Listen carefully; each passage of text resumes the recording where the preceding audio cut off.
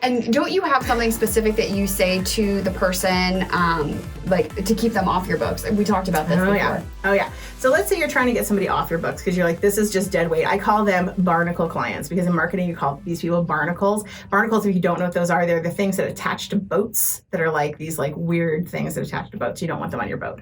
So they're mollusks. They are. They're attached to whales too. Yeah. They're parasites. Parasitic sea trash. There you go. No offense to the barnacles. I'm seeing barnacles, they're like, sweet, we're sea trash, we love it. So what you do with barnacle clients is you're trying to get them out of your life. And so what you're going to do is you're going to make it uncomfortable for them to book. So what you do is you start giving them the appointments that you know they can't make. So you're like, I just, I have time at this point and this time. The appointments you can't. They're 3:00 on a Tuesday. Well, and this is for people who have chronically canceled? Chronic cancelers. Okay. Or just anybody, honestly. You want to get rid of? You want to get rid of. Okay. I mean, it works for anybody, but your chronic cancelers, you're definitely trying to get out of your... So we give them undesirable You start with undesirable appointment times, okay? And hopefully they start getting the message that you don't want them anymore because it is uncomfortable for them. And if they try to book online, because I have an online booking system, I control my schedule so tightly. So my online booking schedule requires you to request appointments. Mm-hmm. I just keep denying their appointment times until they get the hint, right? If they start calling me saying, Sybil, you keep denying my appointment times, I'm like, yeah, you know what? I'm not really taking that kind of appointment right now. Right. And if I really have to, I do have the conversation where I call it it's not me, it's you. And I really do have it. I started with, so this is the thing. It's not me, it's you. You and I both know how this has been. Mm-hmm. You cancel and I pull up their numbers and I pass it over to them. And I'm like, this is your cancellation. This is what's going on. This is what's happening. So you've become a person that you are welcome to book with me, but you need to pay in advance. And you give them the rules. I guarantee they'll leave. You might get a bad review of it. So you're trying not to get a bad review. You're really trying to get not a bad review, and you're trying to keep a friendly relationship. Didn't you say to me one time that you have this phrase like, there's no room in the schedule for you? Oh, yes, I do have there's no room in the schedule for you. So if somebody's like, usually when they're standing in front of me. So when they're standing in front of me and they're like, they've been very insistent upon rescheduling, I'll look them in the eye and be like, there is no room in the schedule for you. And they'll kind of stare at me. I'm like, I'm very sorry, but there is no room in the schedule for you right now. And I'm quiet. Do you put them on a wait list? No, there is no room in the schedule for you right now. But that's usually escalated to the level where they do not get the message and they have so that's usually when they start making fake accounts under different names. Yes, under different names. Oh my gosh. Just to cancel? Well, but suddenly somebody will show and you're like, you show once and you're like, wait, you're not. And they're like, oh yeah, I was having trouble getting an appointment. And I was like, for reasons. And I literally will be like, there is no room on my schedule for you. Oh my, I am shocked. I know. People be crazy. They do not get a hint. They do not know how. Wow. And I'll be straight with you. It's almost never facial clients. And you all know out there, it's almost always the crazy waxing and Brazilian clients. Right? They're like, I don't want to show anybody else my parts. It is. Facial clients kind of get a clue and they leave. But hair removal clients, they're a little bit touchier about stuff. Well, you've touched them. It's true. We have. And especially the sugaring clients because it's much harder to find good sugars. So. Yeah. But in Brazilian clients in general, it's harder. It is hard. There are some crazy facial clients. I've had some really crazy ones. But just don't cancel on people and then you wouldn't have these problems. I know. It's not that hard to not be rude. Right. There was something else I wanted to make sure I touched on when I was talking about... I think we covered, talked about the blacklist, passing the blame to a higher authority. Passing the blame to a higher authority. So I have an assistant. Her name is Catherine. Now, mind you, I have not had an assistant, Catherine, for at least 5 years. Catherine does not exist. Catherine no longer exists here, but she did exist. And you could make up as somebody. You can use a Catherine. Catherine is amazing, by the way. Use Catherine. She's great. She hung the ceiling in this office. She is really good at getting coffee. Did she really? Or she really did. Oh, real Catherine. Real Catherine did. She's amazing. So you could use Catherine. She's great. So Catherine controls my life. Whether my clients realize it or not, she controls my life to this day. Catherine is super mean. And Catherine tells me the things that I can and can't do. So when I need somebody to be the bad guy, I blame Catherine. So I'll be like, I can't do that because I will get yelled at by Catherine.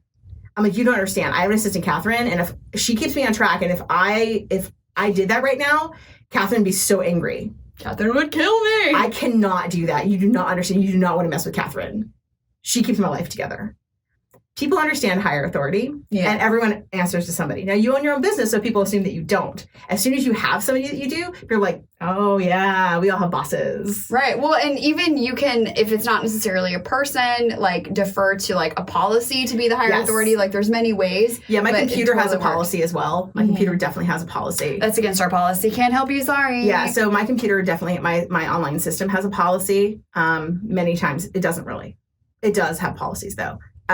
Like Mindbody Online used to have policies. I've hung on to a lot of those policies because they were good policies when they put them on. Even though I don't use them anymore, I still use them because they were all good policies that they forced me to enforce. And so I keep using them. Yeah. And I think it's just important to have somebody or something else that you can pass the blame onto to not only take the heat off you, sort of, but also in that situation, if there's somebody standing in front of you who wants a certain thing or on the phone with you and they want a certain thing, that person's not here, you can't talk to them, end of discussion. Yeah. And I understand sometimes as a new professional that you especially feel like it's hard to say no to people, that you feel that you can't say no to money, I think. I want to even say it's hard to say no to people, but it's actually hard to say no to money. Yeah. Like, it's hard to say no to money. Okay. I mean, everybody loves money, to be honest. And there are times where you're going to be like low income. And like even big businesses like me, my January is like dead. I am dead in January. Are you going on a cruise? No, I'm not this year. I'm very busy other things. I'm doing this and stuff. But I am dead in January. And so I look at my numbers and I'm just like, oh my God, I should just be taking all of the stuff. But I can't because like you have to keep those clients trained. You have to keep up that facade of business and you have to keep everything in line because as soon as you start letting it go, your clients get untrained, right? And you start having these cancellations again and you start having clients who don't respect you and don't respect your policies. And next thing you know, it's anarchy out there. Yeah, so just, think about this, have these policies in place, SOPs, your standard operating procedures, stick to them. And if anything, when your clients start canceling on you, it's because you have let the ball drop. I love when you talk business and SOPs. Spreadsheets. I know. So Alex, what she's really good at is the things that I don't do. That's why we have Alex here. I love spreadsheets. Because she loves spreadsheets.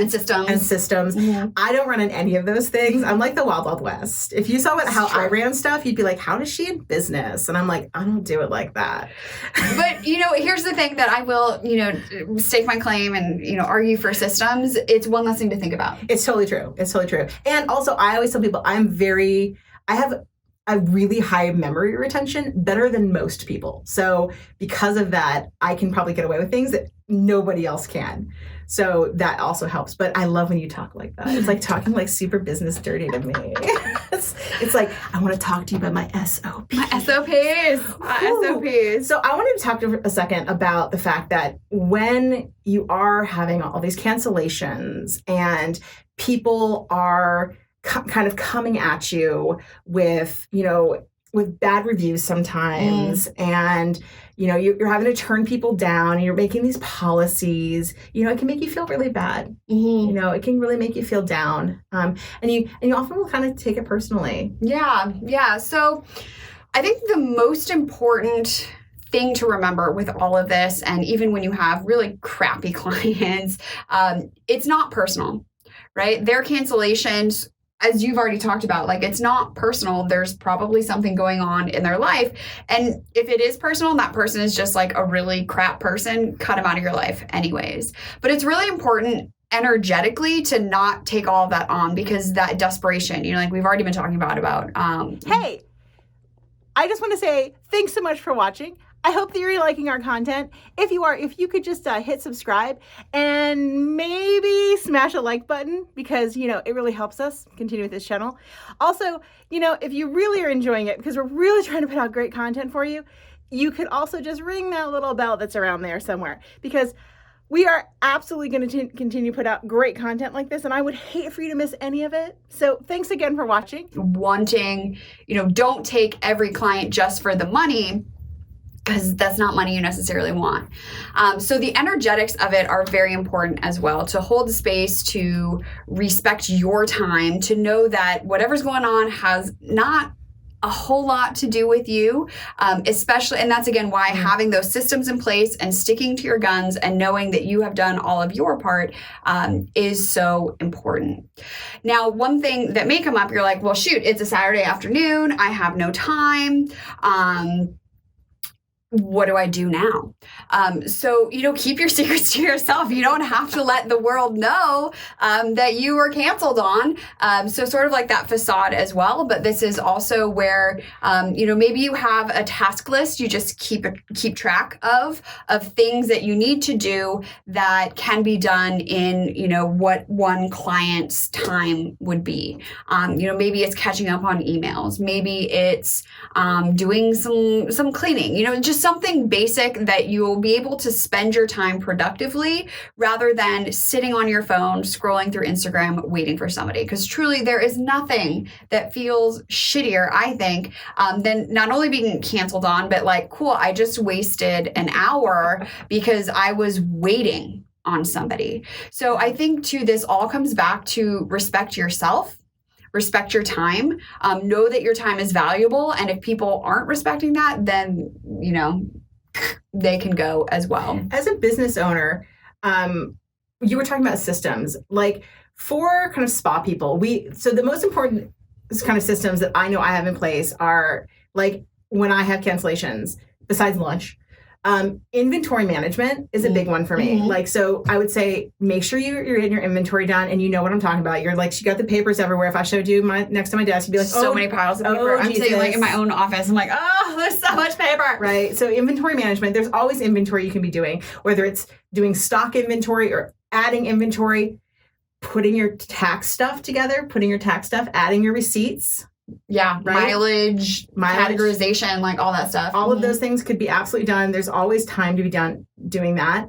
I find that also just checking your chart notes, like, making sure you're getting your chart notes done. I don't know what your implementation system is for your chart notes, which is the one thing I am actually really good about doing. Getting your chart notes in and making sure they're all set. You can also spend the time going through your numbers and just like sending out emails to clients. So sometimes it's just sending an email to a client, just being, hey, I'm checking in on you. I know you bought a new product. How are you doing? I send out 3 emails a day to clients, either checking in, making sure they're doing okay, or just like finding a client I haven't talked to. I call it the hey there client, where I'm like, I haven't seen you in 3 to 4 months. Hey there. Yeah. Okay. And I have like automated systems that do some of that, but there is something to be said about sending somebody like a real video from me saying, hey there, talking to you, what's up? And those are kind of the ones that I know that I spend time when my like downtime, unexpected downtime. Yeah. Kind of doing, besides just running to Starbucks and eating food, because I know you're all the same. You're like, food. And then we always have laundry. There's always laundry to be done. Yeah. I do like this idea too of having, whether it's you're talking like taxes or following up with clients, so like marketing, so to speak, or like client retention. And I think it's also important, which we can talk about on another show, about scheduling time for that stuff. Oh, Alex is going to be up in that. I know. Because I know, tax time, that's something I've been trying to do in my own business is like, let me spend an hour a week just categorizing stuff and like being in there, because that hour a week is so much more enjoyable than, 6 weeks in October. I want to talk about this right now. Because you're running behind. Okay. So PTSD. For another time. Anything else wellness wise is how to like energetically, emotionally not take on the cancellations you want to add? I don't know. It's hard for me because I've never actually taken on a cancellation where I'd be like, I'm usually like, F those people. They don't know what they're missing. I usually get lunch. I'm excited. I'm trying to think back what it was like for me when I first was getting cancellations. You know what? Don't spin out. So there are times where you're going to have like a holiday season. So right now, during the holiday season, I call this time a shell game. It literally is. People are constantly rescheduling, moving, and it is a time suck. It is a sink of time. I spent this morning 2.5 hours just rescheduling clients this morning. 2.5 hours of my day was just freaking rescheduling clientele who can't manage their own effing lives and can't use the online system to book their own effing appointments. Okay? Tell us how you really feel. Because my clients are freaking incompetent because they can't manage their life. It's not that they're incompetent, okay? It's just how I feel. They're not incompetent. It's because my schedule is really hard and it's hard to manage and it's hard to get on. And I have it very tightly woven so that I'm like, no, you can't get those appointments and those aren't visible. And it's not their fault. But I sit around being angry. And see, this is real Sybil. Sybil is really freaking angry all the time about her clients in life. Tell me how that's working out for you. Right. But Sybil Solon esthetician's like, it's okay. I got it. I'll schedule that for you. Don't you worry. All right. That's Sybil Solon esthetician. Sybil is like, fuck all you people. I don't know why I have to do this. I just want to watch Grey's Anatomy. Are you still watching that? Of course. I love this show. It's so bad. I love it so much. I love it. It's so bad. That's what I want to watch when I want to do nothing. Because you can just turn off your brain and be like, this show is so dumb, but I love it. I just want to cry at nothing. Right? It's not like Supernatural, which I just want to watch with the boys quietly. Because it's my last year of them. So don't spiral out when you're watching people in huge chunks just fall off your book. Because it's always like that. It's just like huge chunks of people would just like be falling off your book. It's a cascade of people. Understand that those people are going to move to somewhere else. And then you'll freak out because you're like working 12-hour days. You're like, how did I let this happen? Because I was super afraid. I got like afraid of the fact that I was not working. Right. And next, I'm now overworking. And trust me, when you're overworking, you are not giving clients the best experience. You are not your best self. The times that I have given my clients the worst experiences are the times that I have worked way too many hours. And I know it. And I know that I'm snappy. And I know that I'm not a good person. And I know that Sybil Solon is coming out more than Sybil Solon esthetician. Just shove it down. Shove it down. And I can tell because my clients are like, are you okay? And I'm like, no, you're just seeing the Jekyll and Hyde version of me right now. You're seeing through the veil. And that's when you go wash your hands for a very long time. And I shut the lights down and then we turn the lights back up and we just like sit quietly in the room and I rock. Right? We're just not going to talk for a little bit. I did send out a DM to people to say, hey, do you have any questions about cancellations? And I got actually a bunch of them. Ooh, let's do it. I did. So I pulled some up. So specifically, when you're taking payments on cancellations, what do you do about people who are paying full price for a service in advance? So for you take payment in advance on people, but people are canceling within the policy. So this is a great question. So what's really happening is people are taking payment in advance, which baller for them. I've never done that. My system's never allowed me to. So they're paying in advance. And then what will happen is small businesses like yourself will be like, okay, I took this payment in advance and then they canceled. So now I have to give that money back. Ooh. That's where you need a policy that does not allow for that. But 24 hours in advance means that they still get that money because it's within their policy. But the person has technically already taken that money. Oh, and spent it. And spent on product it. Or something. And spent it on whatever. Yeah. Oh, yeah. Shoes, whatever. You should be spending it back on the business, but whatever. So this happens. I mean, well, couldn't you before because I have a question too. Right. Couldn't you have a policy that states, that some portion of it is non-refundable or something like that? You could. That would be your policy, but this is a typical thing within our industry where that you get your money back. You have not had the service. People paid for the service in advance in goodwill, knowing that they would get their money back because they didn't get the service. Right? That's the cancellation policy, but they gave you the money in advance in goodwill, right? They were within the 24-hour cancellation policy. Right. So I'm just going to talk to a second I'm going to address that. So first of all, if you can't manage your money and not spend it, technically, if that client hasn't come in yet, that money is not spent. No, it's not yours. It's not yours. Don't spend it. You're counting your chickens before they're hatched. So that's the first thing I'm going to say. Don't spend that money yet. It's not yours. You can't have it. Okay. You do the same thing. So I own a rental property. I take a deposit for that rental property. That deposit goes into a whole separate account. I don't ever get to touch it. That money gets to go back to those people when they move out, assuming that they didn't destroy my property, which let's hope that they didn't, because I want to give them back their money. Okay. You don't ever want to have to give that money back, but in case you have to, it belongs to them. Right. So that's how I'm going to answer that first question. She had a second part of that question, which was, it makes her angry that people actually cancel 24 hours before because it messes up her whole schedule. Now, I understand this because it does. So the problem with 24-hour cancellation policy, which is generally like super standard. It's the standard policy, right, for what we do for a living, is that it does mess up your whole schedule. It's not enough time to really get somebody on your wait list a lot of the time. Like if I called you and was like, Alex, I have a 4:00 tomorrow. Yeah, it would be hard. Yeah, your day's like already like completely busy. Yeah. And it's almost like I said, it's a 3 or 4 o'clock appointment. It depends though. If I was like dying to get on your books, I would be there. Yeah, you might make that time. Yeah. So what will happen is you have 2 choices. One, you can make a longer cancellation period. So if you're really booking out far in advance, you can make a longer cancellation period. Be like, listen, I want a 72 hours. I want 72 hours notice. It gives me more time. Yeah, hey, it's your business. You do whatever you want. Whatever you want. Right? If you really are baller for you, do it. Second, you can incentivize that scheduling in advance with a booking in advance by saying, hey, I'm going to give you 10% off that booking, and understand that 10% off that booking is only if you keep that appointment.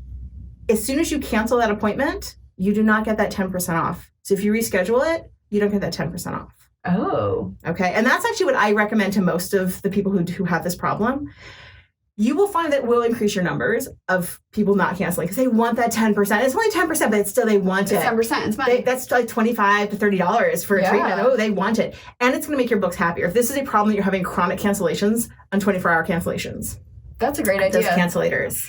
Well, are there systems that do that automatically, or that would just be something you keep track of? Something you're going to keep track of. I mean, if you have a system, please let me know. Shout out. Woo, we have a system like Viagra or whatever. Viagra. Or whatever those are. I haven't found Viagra. Okay. You're going to Nope, not that one. Not that one.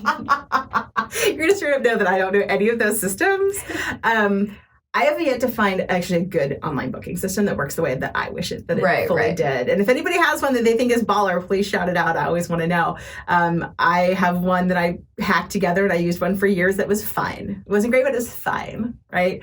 I don't think anybody who's ever made these actually talked to people and knows what they actually want. No, they sit in front of a computer all day and tappity tap tap tap. The other one that I thought was a really good question that I was like, ooh, that's a great one, and I haven't run across that one personally myself, was the idea that that people who come in will sometimes, like, I work on holidays as well. Yeah. Okay, so I work on holidays, and what happens when I work on holidays is that people will, like, I work on Christmas sometimes because I have Jewish clients that will come in, and I don't care. I work on Christmas, doesn't matter. And I work on Super Bowl, which is technically a holiday where people don't realize it or not. What about Oscars? Because we're in LA. So I work on the Oscars, but that's never a problem. But yes, that is like my Christmas. Yeah, I work on the Oscars, but that's never a problem because it's always Oscar people I'm seeing. So they're like, no, I'm going to see you. I paid way in advance. Yeah. I'm seeing you for all the money. You're like, go plate my face, please. Right, I'm seeing you for all the money. So what's going to happen is, and for me it's always Super Bowl, is that people are going to cancel last minute because they're like, oh yeah, I'm happy to see you. And I'm like, it's Super Bowl Sunday. Are you okay with that? And they're like, yeah, I'm fine. And then a party comes up. And they're like, I can't come in. Drink too much Bud Light. Blah, blah, blah. New Year's Day, I'm so drunk, I can't hungover. Right? So what's going to happen is I'm going to make people prepay for that appointment. And I'm straight up going to tell them when they prepay for that appointment that they are not getting their money back. I don't care when they cancel. I don't care if they cancel 5 days before the appointment. They're not getting their money back. This is a locked in stone appointment.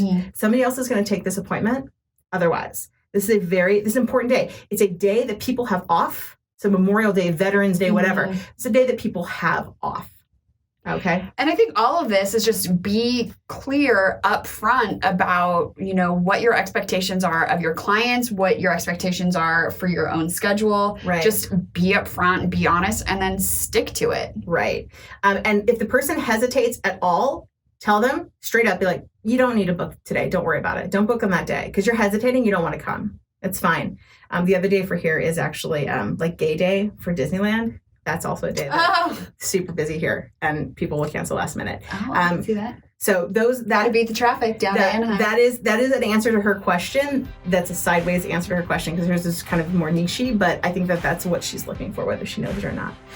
Okay, so those are the really good questions that we had not answered. Yeah, no, I love that. Okay. So we want to hear from you. What are your tips and tricks on how to handle cancellations? Is there something we didn't talk about? Is there a system that will do all of this for you? That's not Viagra, apparently. That's not Viagra. We want to know. So you can send us DMs on Instagram. I'm at Hala for Mala, and I'm your skin fitness expert. You can tag us on IG in your stories. You can send us DMs. We just want to know. We do. Or you can call us on the Skinfessional hotline. Yes, it's a hotline. Okay, that number is 818-473-5277. We will put that in the show notes and the description so that you don't have to remember numbers, because numbers are hard to remember. And if you're watching, it's right below us. So just scroll. Right? It's right there. If you're listening, it's also just scroll. It's true. It's right there. So until next week, keep your secrets to yourself. Unless you're telling us. Okay, bye.